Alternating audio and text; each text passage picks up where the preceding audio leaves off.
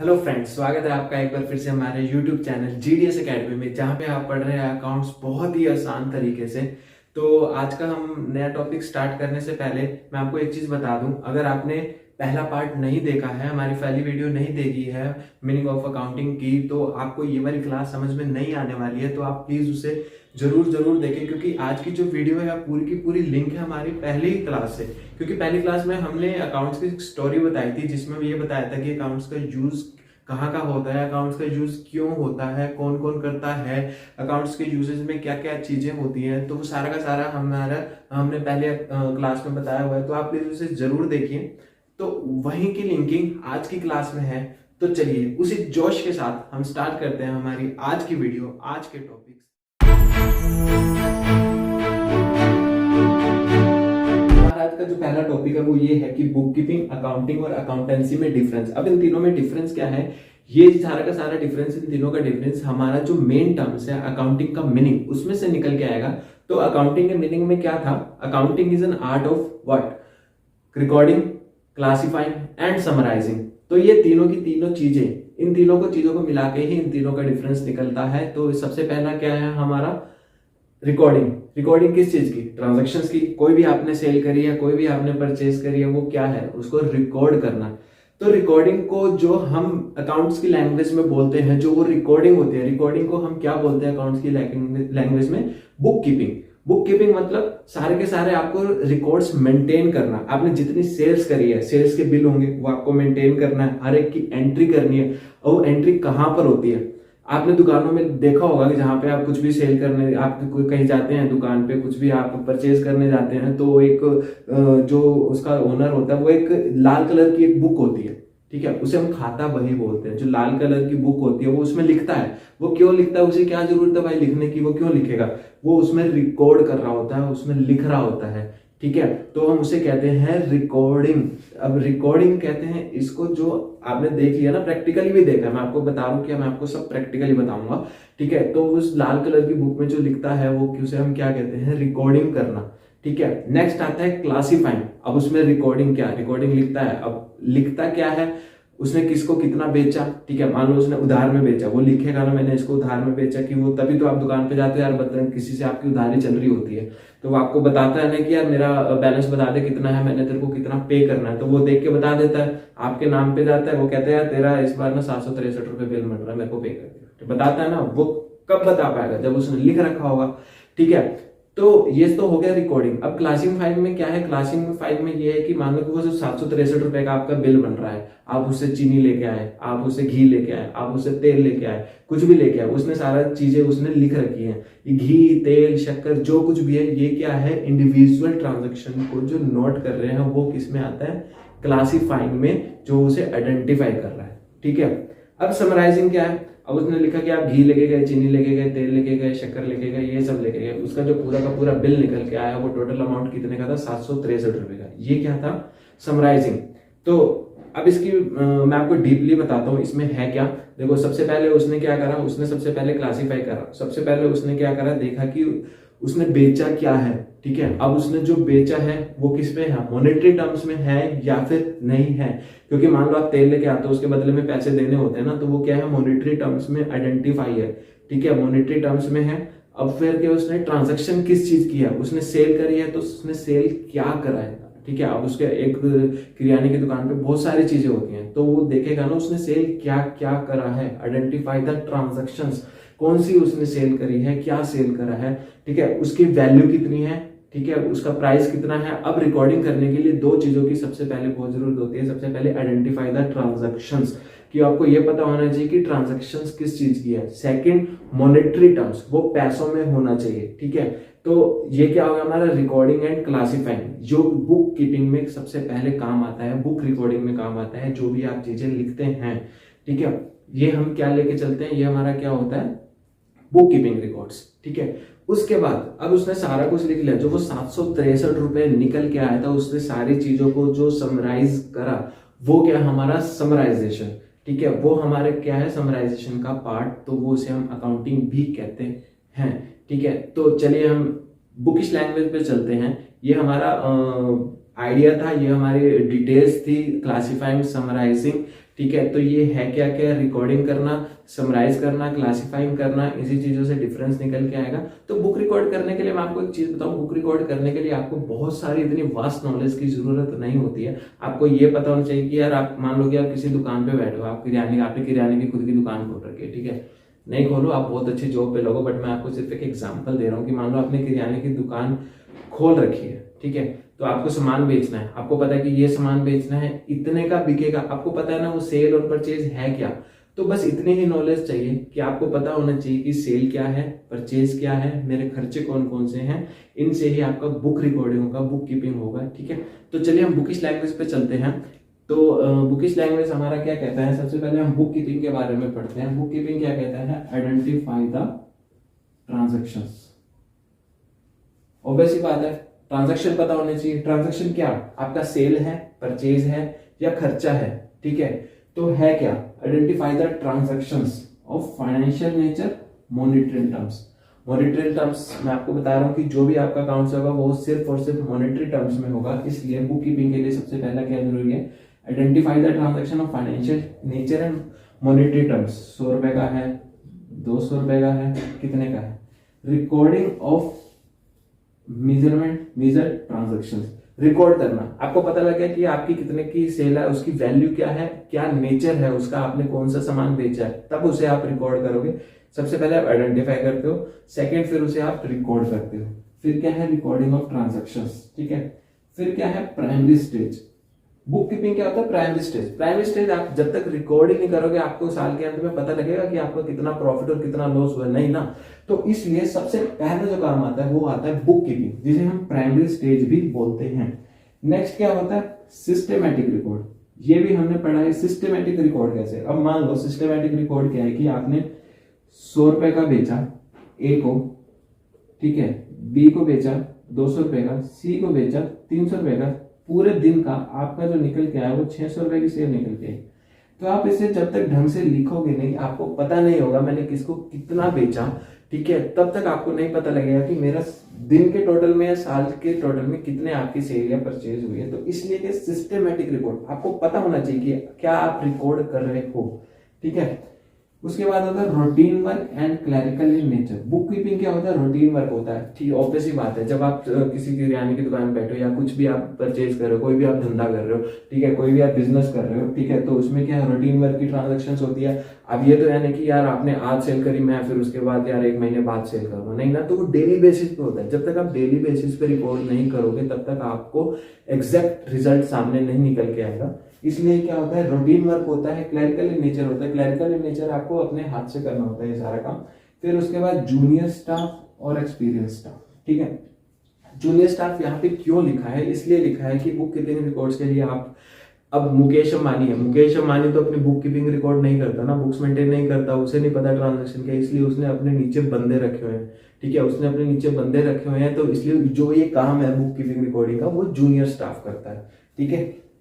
उसके बाद है level of knowledge limited.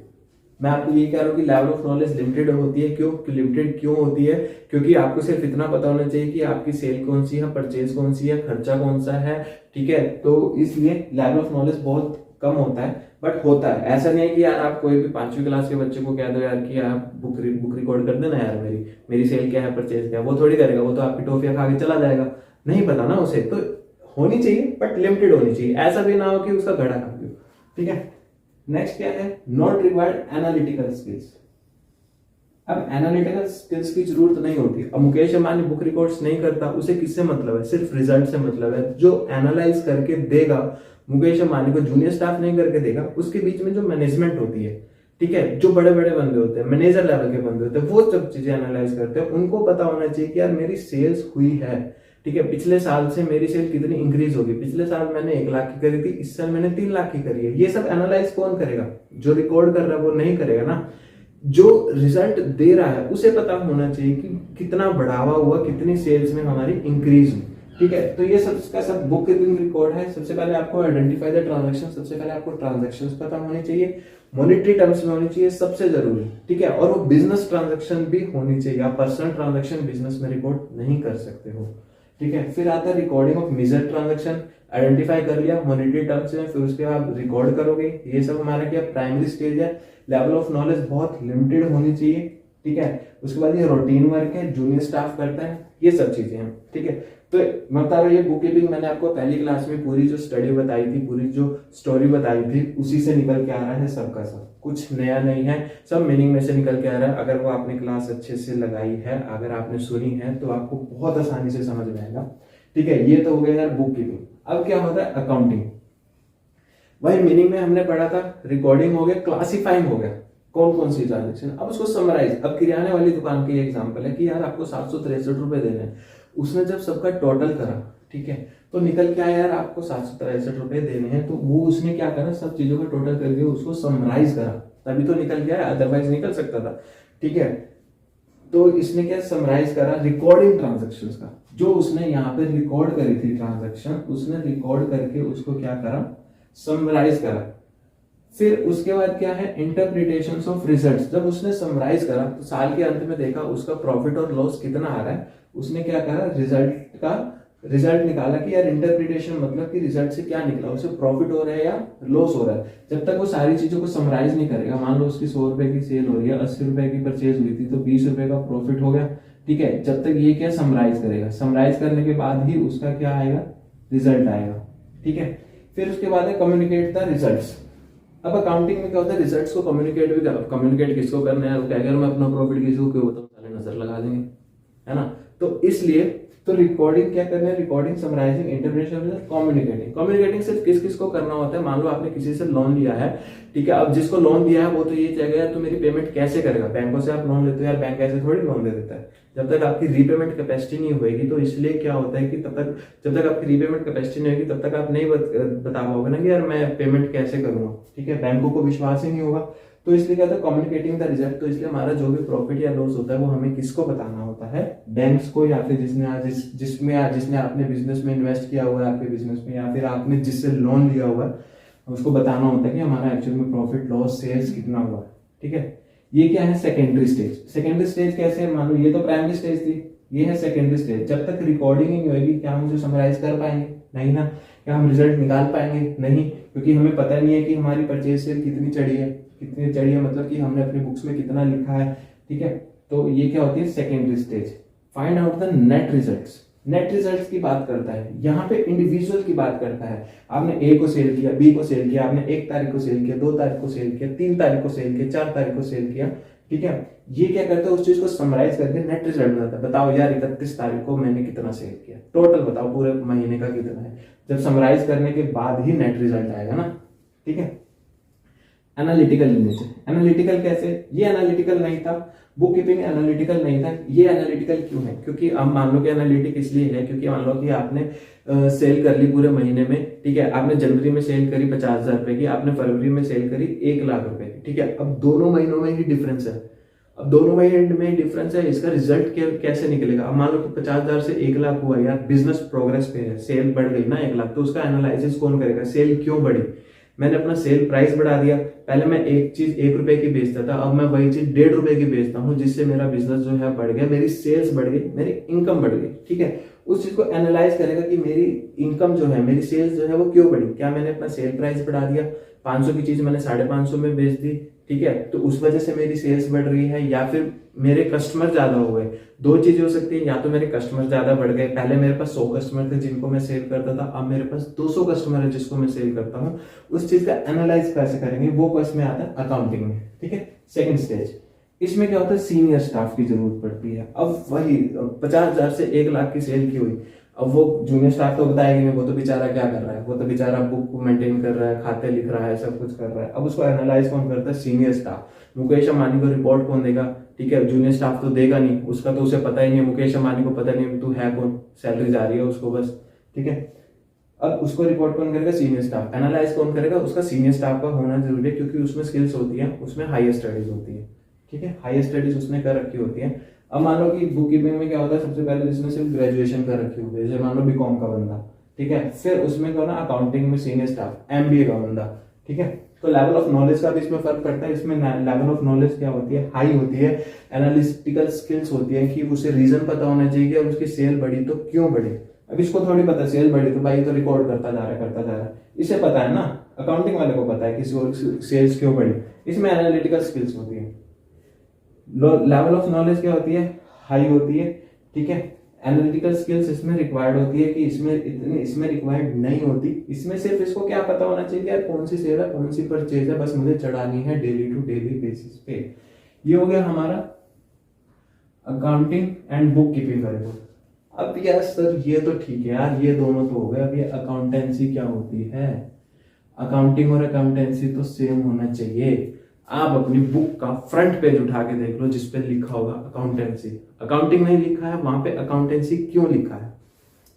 Accountancy है क्या, अकाउंटेंसी ये है, अभी हमने बुक कीपिंग है, बुक कीपिंग यार वो उसमें कह रहा है सेल 100 रुपए की, परचेज 100 रुपए की, खर्चा मेरा 20 रुपए का।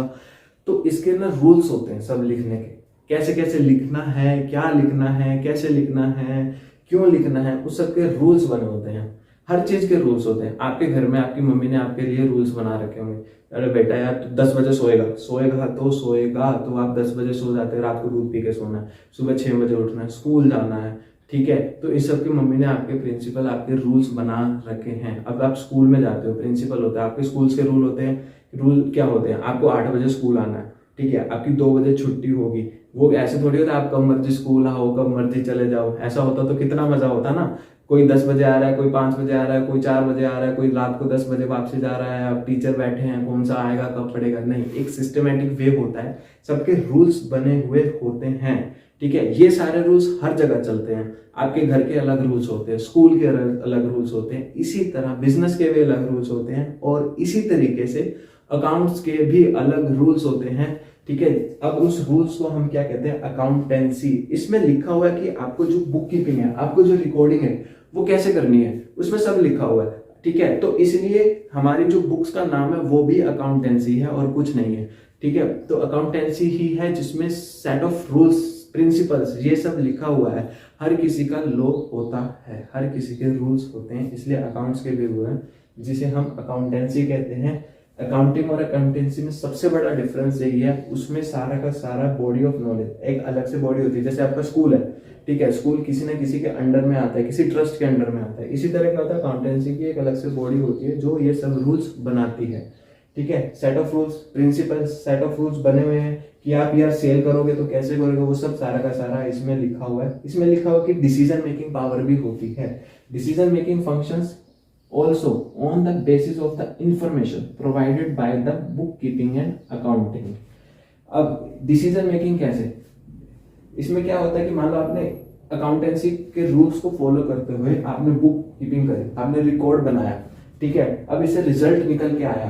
अब रिजल्ट कैसे निकल के आया, जब तक ये रूल्स नहीं बनाती तब तक ये लिखता ना, जब तक ये लिखता ना तब तक रिजल्ट नहीं निकल के आता, ठीक है। तो यही है अकाउंटेंसी का मतलब। इसमें मेनली क्या है, सेट ऑफ रूल्स होते हैं, प्रिंसिपल्स होते हैं। अब वो प्रिंसिपल और रूल्स किस लिए होते हैं, बुक कीपिंग के लिए और अकाउंटिंग के लिए, ठीक है। तो मैं सारी चीजें आपको मैं समराइज कर देता हूँ। अरे यार सर समराइज कितनी बार यूज करोगे, समराइज होता ही इसलिए है जो आपने इतना सारा पढ़ा है मैं आपको इतने में बता दूं, वो ही समराइजेशन होता है। बुक कीपिंग क्या है, प्राइमरी स्टेज है, यहाँ पे हम सारा का सारा रिकॉर्ड करते हैं, सेल कितनी है, परचेज कितनी है, एक्सपेंसेस कितनी है, ये सब हम रिकॉर्ड करते हैं। प्राइमरी स्टेज होती है, ठीक है। इसमें इतनी वास्ट लेवल की नॉलेज की जरूरत नहीं होती है, इसमें जूनियर स्टाफ भी करता है काम, ठीक है। और क्या है कि इसमें हमारा का सारा रूटीन वर्क होता है। समराइज अकाउंटिंग में क्या होता है, जो हमने रिकॉर्ड किया उसको समराइज करना, ठीक है। इंटरप्रिटेशन ऑफ रिजल्ट, रिजल्ट क्या है, हमारा प्रॉफिट हो रहा है या लॉस हो रहा है, हम उसमें ये सेकेंडरी स्टेज होता है, क्योंकि प्राइमरी स्टेज तो क्या है हमारा बुक कीपिंग, रिकॉर्ड मेंटेन करना। फिर होता है एनालिटिकल इन नेचर कि हमारा 50,000 से 1 लाख सेल हुआ तो क्यों हुआ, उसका रीजन क्या है, ये सीनियर स्टाफ करता है। क्योंकि मुकेश अंबानी को यार ऑब्वियसली बात है, मैं तो जाऊंगा नहीं यार भाई ये देते हैं, ये है मेरा रिजल्ट, देख ये है आपकी कंपनी का रिजल्ट, नहीं बताऊंगा, क्योंकि मेरे से ऊपर मैनेजर बैठे होंगे बताने के लिए, ठीक है। फिर आता है इसमें लेवल ऑफ नॉलेज क्या होनी चाहिए, हाई होनी चाहिए, ऑब्वियसली बात है। यहाँ पे बीकॉम का बंदा काम करेगा, यहाँ पे एमबीए का बंदा काम करेगा, ठीक है। फिर आता है अकाउंटेंसी। अकाउंटेंसी में क्या है भाई, सेट ऑफ रूल्स आपके घर में भी बने हुए हैं, मेरे घर में भी बने हुए हैं, अकाउंट्स की दुनिया में भी है, बिजनेस की दुनिया में है, पीएम मोदी के भी हैं, सबके रूल्स हैं, इसलिए अकाउंट्स के भी रूल्स होते हैं, जिसे हम कहते हैं अकाउंटेंसी।